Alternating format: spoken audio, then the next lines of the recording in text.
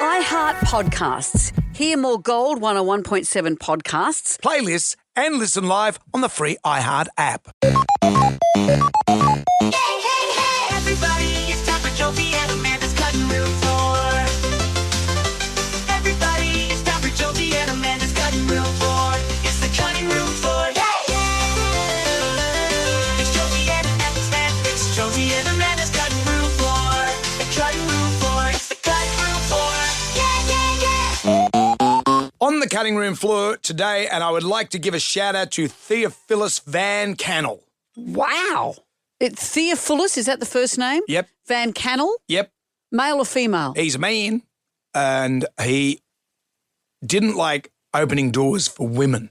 He tired of opening doors for women. He tired of it. He tired of opening doors for women. What year is this? So he invented the revolving door. Oh, really? Yep.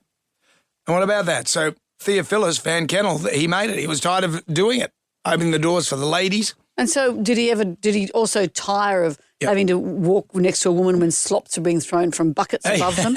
Yeah, exactly. Exactly. You know, and thanks to the feminists these days, you don't have to open a door for a woman. That's what they want now. And did Theophilus live alone? Theophilus, it doesn't say much about him. It just he invented the revolving door. And men largely, because really necessity is the mother of invention. The remote control, for example, was invented by Eugene Polly. He was tired of getting up to change the TV channel. It's interesting. And now if you don't have a remote, you think, oh, God, I'm stuck watching this. Yeah. It never occurs to you that you can get up and do it yourself. Fun fact, the first remote was called the Lazy Bones. Oh, imagine buying something that called you a lazy bones. The toaster. Like your wife. The toaster was invented by Charles Strite. He was sick of burnt toast because no one watched the bread. So he made the toaster. Well, it sounds like he was waiting for someone else to watch the toast. Well, I think he made the first toaster and someone made the pop-up toaster. The washing machine, that's been around for a long time. You might remember in the olden days. Will I, Brendan? They had a mangle. So, was there always some joke that someone's bosom would get caught in the mangle? Grandma's tit got caught in the mangle. Is that a country song? I love it. That was a joke at the time. But yeah, the mangle. So what would happen is you'd get your washboard. Yeah. And you get your pantaloons. And you couldn't wring it out. There'd be so much water. It'd be as heavy as all get out. So then you'd have to put it through a mangle, which is a big rolling machine that would take the water out of it. Then you'd take it and hang it on the line. Then it'd be nighttime and you have to do it again the next day. Yeah. The dishwasher, curiously invented by a woman. What do you mean curiously? Because women don't understand dishwashers. They have no idea. And I don't understand because women understand. This rant. No, but women understand washing machines very, very well. But you know what it is? It's spatial awareness. This is what I find interesting, that that's why, packing the boot of a car, that kind of thing. I will look at leftovers and then I'll open the drawer of Tupperware. Open the drawer of Tupperware and I'll say to a male in my household, spatial awareness, will that fit in here? Yeah, right, okay. Because enough about your wedding night. I can't tell. Yeah, I can't tell. I don't have any spatial awareness on it. Yeah, I've seen you drive into a garage and you sort of park by feel. Yeah, well, that's fair enough. If the Germans hadn't invented self-assist parking, I don't know where you'd be. No, I'd be in my neighbour's garage. You'd be. I keep pushing through until I'd broken all the bricks. So the dishwasher, here's another fun fact. Josephine Cochrane invented it. Have a guess what year she invented the dishwasher? 37? 1937? No, 1886. And how come we didn't have them in our houses? She was tired of her servants chipping her fine china and didn't want to wash dishes herself. So she was the first one that... And the first thing she did was put a chopping board in there and then just let the other stuff soak in the sink. Would you put your fine china in a dishwasher? Most people would feel they had to do that by hand. I think we've got to give a shout-out to Momofuku. Is that a person or a restaurant? Momofuku Ando, his name is. In 1958, he invented instant noodles, the instant ramen Jeffrey noodle. Sui Min? No. So he invented this because he didn't want to wait for his noodles, so he ended up inventing them. Momofukununu. That's not how you said his name first time around. What an insult. Momofuku. Fukununu. Oh, come on. College students and busy workers would celebrate him. Didn't you? Like, you just lived off Sui Min. When I did my HSC, I'm surprised I didn't die from salt overload. sodium. That certainly fit in, didn't it? Because of your spatial awareness. Fit in my gob. If that fit in your gob. Although you did put a bit of condition on back in the uni. Oh, didn't you? excuse me. Stop. But it's all good now. Now that I was about to say my age, cut this bit out or Sue will kill us. Now that you're a lady of age. As if that's a compliment. Hey everybody, it's time for Jonesy and Amanda's cutting room floor. What's on the cutting room floor today, friend? Are you a PDA guy, a public display of affection? Do you and Helen hold hands when you walk down the street? No, not Does necessarily. Helen want to, but you don't? I think she wants to because she's been conditioned to think that that's what women like, but holding hands is quite irritating. And also my wrist, I had a motorcycle accident, and my wrist, it can't really turn like that too much. That actually hurts. What about your other hand? Well, that's on the wrong side. Then she is on in the gutter. And I don't want my wife in the gutter. So are you walking, spanning the whole pavement? Well, that's what happens when you're holding hands. What if you're in a shopping mall and you've got a big wide mall? Once again, I think holding hands is a woman's thing. Men do it under sufferance. I've always tried to get Harley to put his arm around my shoulder, and he'd do it for 1 second, and then because he'd say he had an old swimming injury. Yeah, in of his course. shoulder. Yeah. Harley's the same as me. And he's also probably like you, where you hold hands and then you get a bit of just a quick squeeze, meaning that'll do. That's it. That's all you need. That'll do. Quick squeeze and it's all over. What about this? There's a proposed PDA ban on the London Underground. Some Londoners are calling for a snogging ban. A couple was spotted pashing off quite amorously during the morning rush hour. Oh, okay, yeah. The call for action comes after a reporter wrote an article stating that people caught engaging in amorous activities on the Underground before 10 a.m. should have their Oyster cards removed. Oh, yeah. Some commuters said excessive snogging should be banned. Others said kiss, kiss, and kiss some more. See, if you watch people kiss, there's an element of jealousy. Yeah. Would you agree? Yeah. Or do you think that women like that more than men do? I don't know. I'm not like, I wouldn't go for the big pash on a train, because that might get me in trouble with the conductor. Because he doesn't like it. or would you pash in public? It's been a long time since I've done that. I can't remember the last time. Might have been courtship times. Does Helen want that? I don't know. I don't think Helen wants that. I don't think she wants that. And you think about it. When was the last time you pashed in public? No, It would have been that Samoan at the Opera House in 1978. Please. I was 17 years old and he was a stranger at New Year's Eve. Everyone pashed everyone, then you went home. Yeah. But that's what I mean. Yeah. It depends how you feel about PDA, because part of me goes, oh, that's gross, but I can't tell if it's jealousy. Maybe it is jealousy. Sometimes I see, you know what I like seeing is a husband and wife going along and they might go into one shop and he might go into one shop, and as they walk off, they give a little kiss, just a little kissy. That's nice. I like that. I'm jealous of that too. That's not bad. And I saw some people the other day and I get jealous of this, is that young couples who go out to breakfast on a Saturday or a Sunday morning and their hair's all messy and they may be a new couple and they're going out to brekkie and they've just spent the night together. Yep. And they're all loved up. And they probably had it off. I put the hose on them. You too.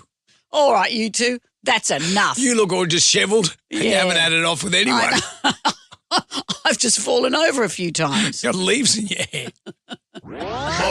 Yeah, it's Jonesy and Amanda's cutting room floor. Yeah, it's Jonesy and Amanda's cutting room floor. Yeah, it's Jonesy and Amanda's cutting room floor. On the cutting room floor today, let's talk about your favourite subject, Sydney Sweeney. Hang on a sec. Are we in opposites world? This is your favourite subject. I like Sydney Sweeney. I know you do. And what do you want to talk to her about? I like her because it sort of stirs you up a little bit. It doesn't you know what? Can I just say this? Yeah. She doesn't stir me up. Why would she? She's been in some shows I've absolutely loved. She was in White Lotus, I thought was brilliant. She was in the Rolling Stones. That's film where we clip. first discovered she was her. No, she'd been in White Lotus before that. Was and that? she'd Yeah, also that's been about in, the same time. Was it Euphoria? What show was she in? I didn't see the other show she was on, but you should go back and see it because I think she sits in a hot tub. Oh, does she really? Yeah, does she really? But I don't get stirred up. What stirs me up is watching you be pervy. I'm not pervy I with don't Sydney Sweeney. You are. I don't She's a like safe. it. She's a safe target because she was in the Rolling Stones film clip, and the Rolling Stones are considerably older than me. They so didn't perv on her. They were. They're all They on were billboards not. having a good old look They were there. just on billboards. They're having a good old geezer. They were not. Anyway, I like the cut of her jib. Of course you do. I like the cut of her jib. And, of course, she's been in a movie lately called Christie, which has had a dismal box office start. It only made $1.3 million Did you in its see opening weekend. 1.3 million. What? That's nothing. That's nothing. That's- I also saw the film that she made in Australia with Glenn Powell. Yeah. I enjoyed it. It's So- a romantic comedy and I liked it. And that was before the controversy of that American Jeans ad that she did. Let me just say this. For you who claims to be a big fan, you haven't seen a single No. thing she's been in. I like her because she looks good braless in a dress. What? What? You can't say that anymore? You have said it. What do you mean you can't say it? This is a podcast, Brendan. You say what you like and you have. I'm not- Like, oh, I can't say anything. You say everything.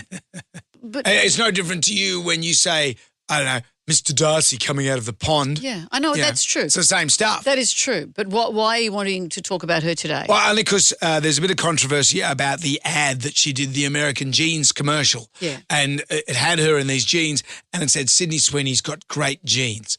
And it was seen by some, I didn't necessarily see it like this, as sort of playing on eugenics. Yep, 'cause I'm pretty and su- white supremacy kind of Yeah. Hitlerish kind of things. Are we drawing a long bow with that, though? This woman, I don't know who this woman is because she's a terrible interviewer. She stumbles onto this subject with Sydney Sweeney and ham-fistedly gets through the topic. We're sort of talking around this American Eagle ad right now, and maybe we should just talk about it. So, were you surprised by the reaction? I did a jean ad. I mean, the reaction definitely was a surprise, but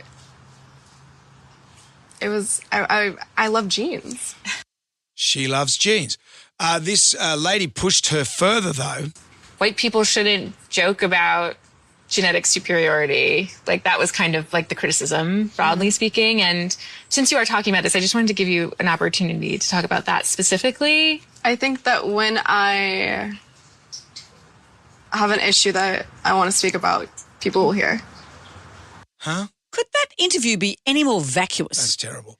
What's interesting, the thing is, there's two sides to this, I'm guessing, is that she was given a chance to say there was this backlash. You may not have understood it, but would you like to comment on it and say, well, I'm appalled by what they say they think I've said.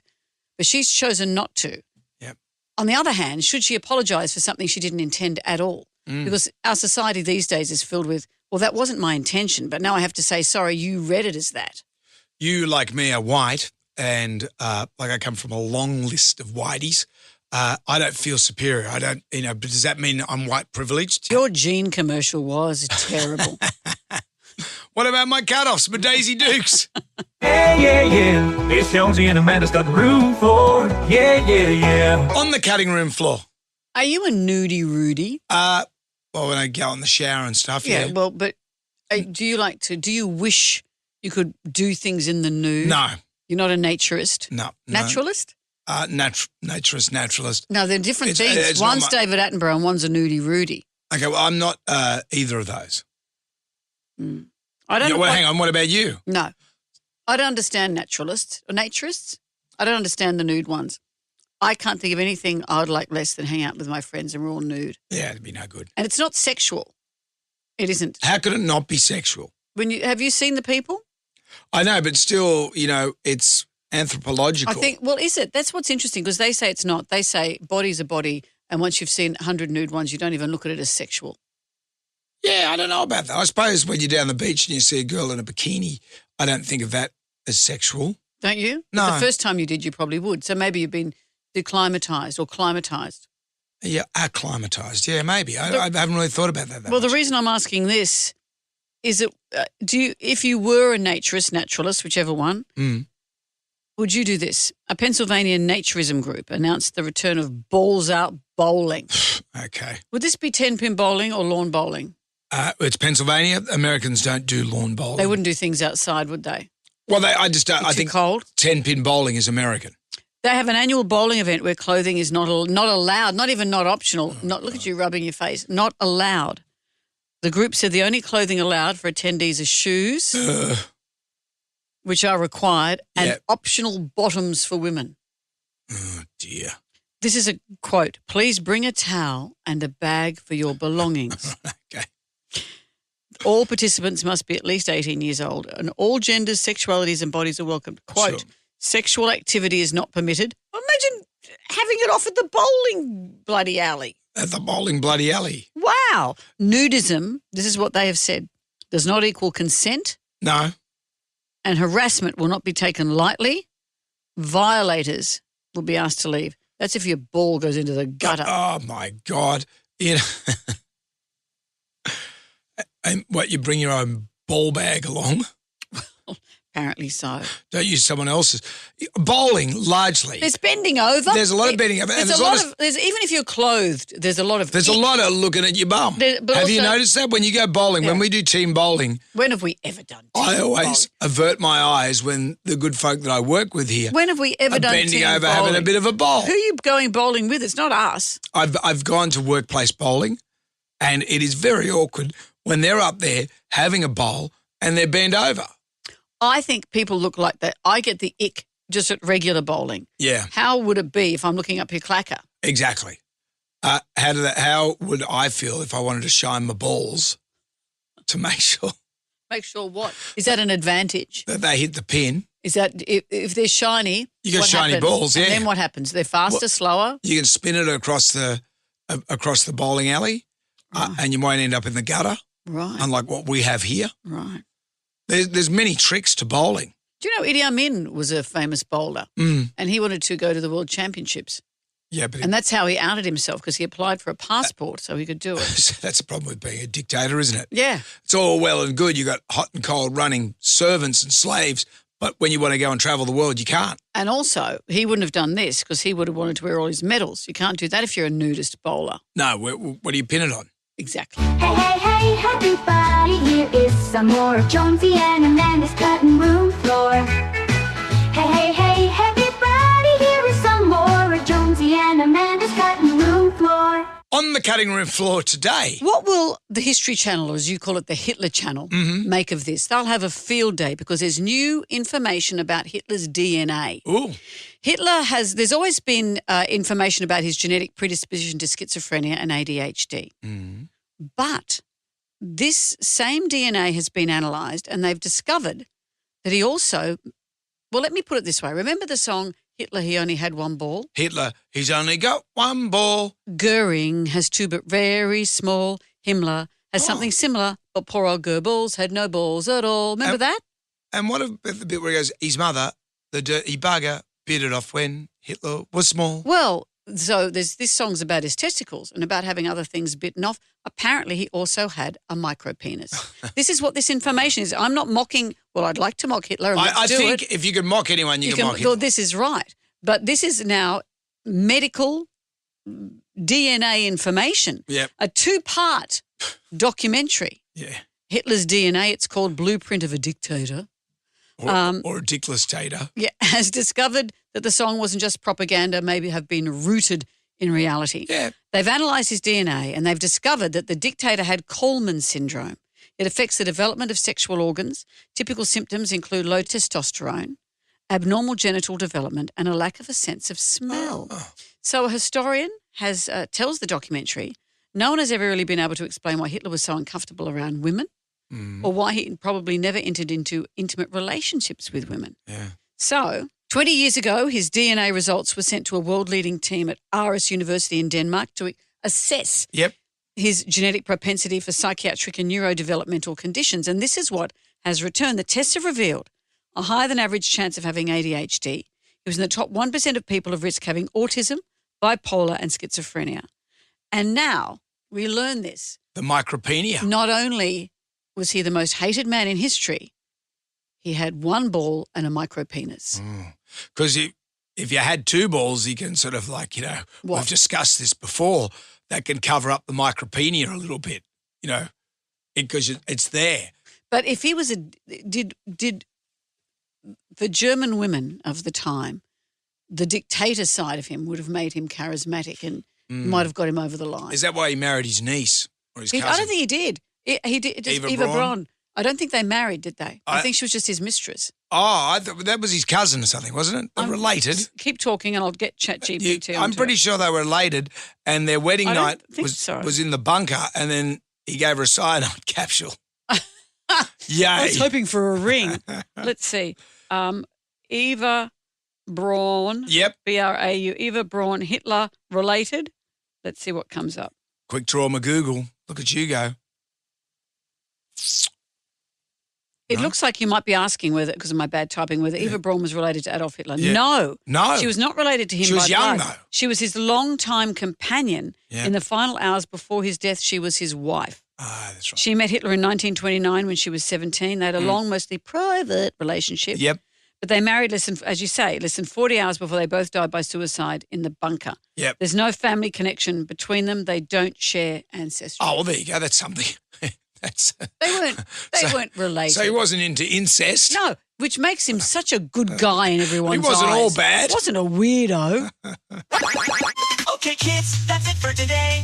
Come back tomorrow for more of Jonesy and Amanda's cutting room floor.